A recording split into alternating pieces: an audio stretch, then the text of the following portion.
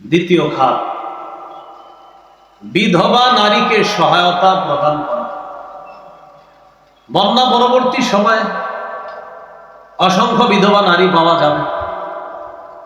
অসংখ্য পুরুষ আছে এমন যারা তার স্ত্রীকে হারিয়েছে, সন্তান হারিয়েছে। কেউ স্ত্রী হারা স্বামী হয়েছে, কেউ স্বামী হারা বিধবা স্ত্রী হয়েছে। তো যারা পুরুষ তারা তো তাদের জীবনটা কষ্ট করে হলেও একটা সময় আশা করি আমরা ইনশাল্লাহ আবার সে ঘুরে দাঁড়াবো। কিন্তু যেই নারী তার স্বামীকে হারিয়েছে, একজন বিধবা নারী, সমাজে তিনি ঘুরে দাঁড়ানোটা নারী হিসাবে তার জন্য অনেক মুশকিল। এই জন্য মানব সেবার অন্যতম একটা খাত হলো বিধবা অসহায় নারী যারা, তাদের প্রতি সহায়তা প্রদর্শন করা। কাঁধে করে মাথায় করে বোঝা করে হলো আপনার তাদের কাছে সহায়তা পৌঁছে দেওয়া। এটা ছবি দেওয়া দরকার নাই, আপনি শুধু নিয়ে যাচ্ছেন এতটুকু জনগণ জানতে পারে, সমস্যা নেই। যাকে দিচ্ছেন তার এখানে শুধু পৌঁছে দিয়ে আপনি চলে আসবেন। সহিহ বুখারীর বর্ণনা 5353 নম্বর হাদিস। এই হাদিসের মধ্যে আছে قال رسول الله صلى الله عليه وسلم الساعي على الأرملة والمسكين كالمجاهد في سبيل الله أو القائم الليل الصائم النهار। রাসূলুল্লাহ সাল্লাল্লাহু আলাইহি ওয়াসাল্লাম বলেন, অসহায় বিধবা নারীকে সহায়তা প্রদান করার জন্য যারা এগিয়ে যায়,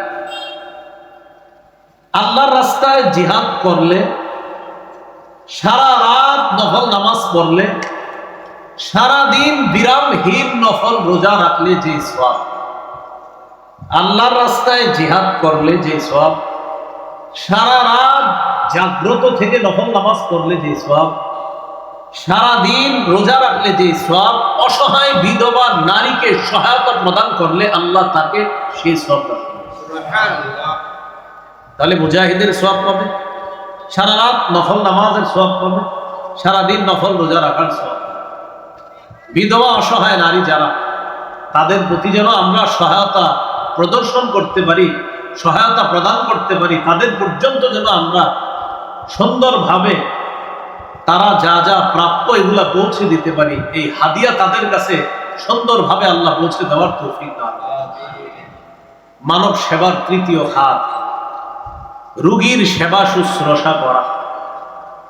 বন্যা কবলিত মানুষগুলোর জন্য সবচাইতে যে জিনিসটা দরকার কিন্তু পাচ্ছে না, সেটা হলো স্বাস্থ্য সেবা। কিভাবে পাবে বলে? একজন ডাক্তার তো আর হসপিটালটা নিয়ে এখানে আসতে পারে না, সর্বোচ্চ আপনার কিছু নিয়ে ব্যাগে নিয়ে চলে আসে। কিন্তু আপনার একটা রোগীর জন্য যা যা দরকার, কত কিছু প্রয়োজন, এগুলো সব নিয়ে একজন ডাক্তারের পক্ষেও যাওয়া সম্ভব না। তো যতটুকু পারা যায় তাদের স্বাস্থ্য সেবা নিশ্চিত করা, এটা কিন্তু দায়িত্ব কর্তব্য। এই ব্যানারের উপরে যে সমাজ কল্যাণমূলক লেখা, এটা তাদেরও দায়িত্ব কর্তব্য যে তারাও খুঁজে খুঁজে এই মনোহরগঞ্জের কারা স্বাস্থ্য সেবা পাচ্ছে না, তাদের কাছে এই স্বাস্থ্য সেবা পৌঁছে দেওয়া, এটাও তাদের দায়িত্ব কর্তব্য হয়ে যায়।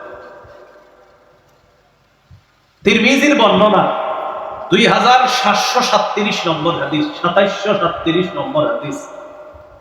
এই হাদিসের মধ্যে আছে قال رسول الله صلى الله عليه وسلم للمؤمن على المؤمن 6 خصال। সবাই মিলে বলেন, একজন মুসলমানের উপর অপর মুসলমানের জন্য 6টি হক রয়েছে। কয়টি হক রয়েছে ভাই? এবার একটি একটি করে আমি বলি, মন দিয়ে শুনেন। ইয়াউদুহু ইদা মারিদা, কোন মুসলমান অসুস্থ হলে তাকে দেখতে যাওয়া, এটা আমার উপর কর্তব্য, আর এক মুসলমান আমার কাছে এই হক কম। 2 নম্বর, ওয়াশহাদুহু ইদা মাতা, কোন মুসলমান মারা গেলে তার কাফন দাফনে অংশগ্রহণ করা, এটা একজন মুসলমানের দায়িত্ব কর্তব্য, আরেক মুসলমান আমার আপনার কাছে এটা পাবে না। 3 নম্বর, ওয়ায়ুজিবুহু ইদা দাআ, কোন মুসলমান দাওয়াত দিলে ওজন না থাকলে তার দাওয়াত গ্রহণ করা। বিসমিল্লাহ। কোন মুসলমান দাওয়াত দিলে ওজর না থাকলে তার দাওয়াত গ্রহণ করা। 4 নাম্বার, ওয়ায়ুসাল্লিমু আলাইহি ইযা লাকিয়া, কোন মুসলমানের সাথে সাক্ষাৎ হলে তাকে সালাম দেওয়া। আমাদের সমাজে আবার আমরা মুরব্বী পর্যায়ের বা একটু বয়স্ক পর্যায়ের যারা আছি, সবাই না, সবার একটা অভিযোগ থাকে, তোমার ছেলে সালাম দেয় না, তোমার ছেলে সালাম দেয় না, অথবা হুজুর আপনার মাদ্রাসার এই ছোট্ট গোলামানগুলা ডেলি আমার সামনে দিয়ে যায়, আমাকে সালাম দেয় না, এরকম একটা অভিযোগ থাকে। এই জাতীয় অভিযোগ আপনাদেরকে কেউ করলে আপনি বলবেন আপনি দিছেন। যদি কেউ বলে তোমার ছেলেটা আমাকে সালাম দেয় না, আপনি বলবেন আপনি আমার ছেলেকে সালাম দিয়েছেন না, কেন দেন না? আমি ডেলি এইভাবে ভাব ধরে থাকতাম, তোমার ছেলে আমার সালাম দিবে এই জন্য। আপনাকে অভিযোগ করতে পারে আমি মসজিদের সামনে বসা, তোমার ছেলেটা কত দেখে আমাকে সালাম দেয়।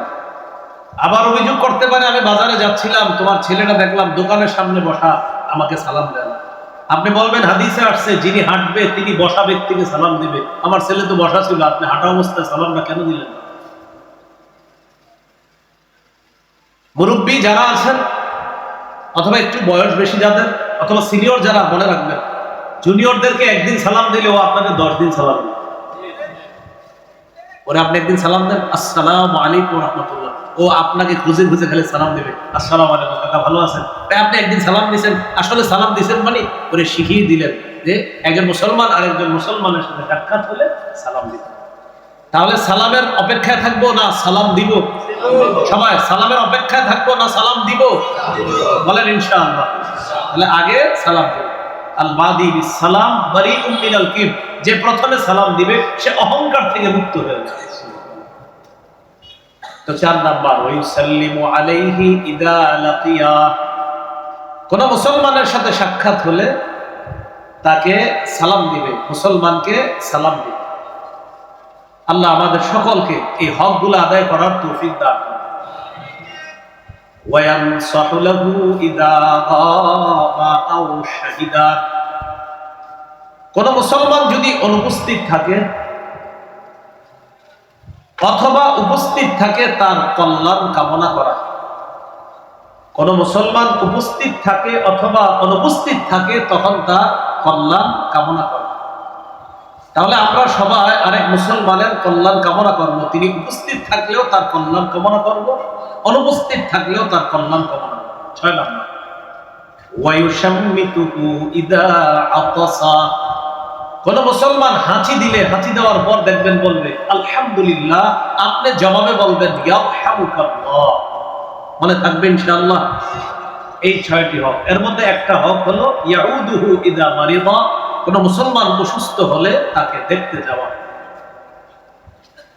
সহিহ বুখারীর বর্ণনা 5373 নম্বর হাদিস। এই হাদিসের মধ্যে আছে قال رسول الله صلى الله عليه وسلم اطعموا الجائع, রাসূলুল্লাহ সাল্লাল্লাহু আলাইহি ওয়াসাল্লাম বলেন তোমরা ক্ষুধার্তকে খাওয়াও। ওয়াউদুল মারিদা, অসুস্থ ব্যক্তিকে সেবা শুশ্রূষা করো, দেখতে যাও। ওয়াফুকুল আনিয়া, নিরপরাধ বন্দীদেরকে ছুটানোর ব্যবস্থা করো, নিরপরাধ কয়েদিদেরকে ছুটানোর ব্যবস্থা। এমনও কয়েদি পাবেন আপনি 15-16 বছর জেলখানায়, সে নিজেও জানে না সে কেন জানে, আপনি জিজ্ঞাসা করবেন, সে নিজেও জানে। তো নিরপরাধ যারা তাদেরকে ছুটানোর ব্যবস্থা করে।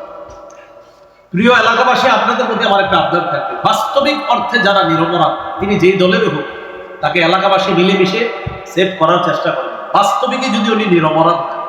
আর বাস্তবিক অপরাধী যারা, তারা যেন তাদের অপরাধের শাস্তি হওয়ার পর তারা পবিত্র হতে পারে, এটার জন্য চেষ্টা করে। মূল কথা, অপরাধী যেন তার অপরাধের শাস্তি পাওয়ার পর পবিত্র হয়, আর নিরপরাধ কোন মানুষ যেন অযথা হয়রানির শিকার না হয়। তাহলে নিরপরাধরা অযথা হয়রানির শিকার যেন না হয়, এই বিষয়গুলো খেয়াল